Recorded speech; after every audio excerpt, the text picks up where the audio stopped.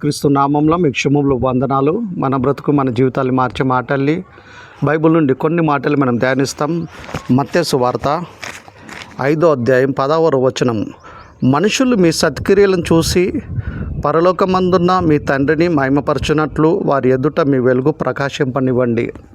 సత్క్రియలంటే వాక్యానుసారమైన పనులు, వాక్యానుసారమైన ప్రవర్తన. మనం మాట్లాడే మాటలో మార్పు ఉండాలా, మన చూపులో మార్పు ఉండాలా, మన నడవడికలో మార్పు ఉండాలా, మన క్యారెక్టరు డిఫరెంట్గా ఉండాలన్నమాట. లోకస్తుల్లాగా ఒకప్పుడు ప్రభుని నమ్మనప్పుడు ఎలా ప్రవర్తించామో అలా ప్రవర్తించకూడదు. అన్నీ డిఫరెంట్ ఉండాలా. మన ప్రవర్తన, మన సత్క్రియలు ఎలా ఉండాలంటే వాక్యానుసారంగా ఉండాలి. వాక్యానుసారంగా మనం ప్రవర్తించినప్పుడు, వాక్యానుసారంగా మనం జీవించినప్పుడు అనేకులు మనం చూసి పరలోకమందున్న దేవుని మనని పట్టి మహిమపరుస్తాడు. ఎప్పుడైతే మనం వాక్యానికి వ్యతిరేకంగా మీరుతామో క్రైస్తవులు అంతా ఇంతే అని చెప్పి ఆయన నామానికి మన వల్ల మహిమ రావాల్సింది పోయి ప్రభు ఒక చోట అంటాడు, మిమ్మల్ని పట్టే కదా నామం అన్యజనుల మధ్య దూషించబడుతుందని. అన్యజనులు మనని పట్టి దేవుని మహిమపరచేటట్టు, దేవుని గణపరచేటట్టు మనం ఉండాలంటే మన సత్క్రియలు వారి ఎదుట కదా. మనుషులు మీ సత్క్రియలను చూసి పరలోకమందున్న మీ తండ్రిని మహిమపరచునట్టు వారి ఎదుట మీ వెలుగు ప్రకాశింపనియండి.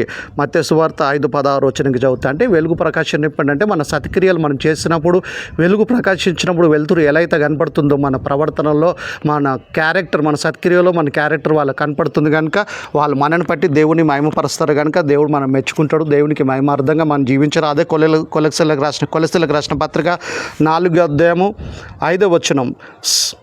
సమయమును పోనీయక సద్వినియోగం చేసుకొనొచ్చు, సంఘమునకు వెలుపటి వారి ఎడల జ్ఞానము కలిగి నడుచుకోండి. ప్రతి మనుషునికి ఎలాగో ప్రత్యుత్తరం ఇవ్వాలని అది మీరు తెలుసుకున్నట్లు మీ సంభాషణ ఉప్పు వేసినట్లు ఎల్లప్పుడూ రుచిగాను కృపసహితముగాను ఉండనియండి. మన మాటలు కూడా ఉప్పు వేసినట్టు రుచిగా ఉండాలన్నమాట. ఎవరిని ఇబ్బంది పెట్టొద్దు, ఎవరిని బాధ పెట్టొద్దు.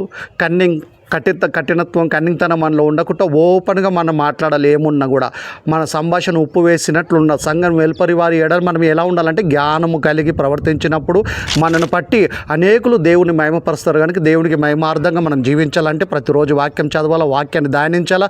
వాక్యానుసారంగా సత్క్రియాలంటే వాక్యానుసారమైన పనులు మనం చేస్తూ వాక్యానుసారం ప్రవర్తించినప్పుడు దేవునికి మహిమార్థంగా మనం జీవిస్తాం కనుక దేవుని చల్లని చూపు మన మీద ఉంటుంది. ప్రకృతిలో ఏ విపత్తు వచ్చినా అన్నిట్లో కూడా దేవుడు మనని క్షేమంగా కాపాడుతాడు.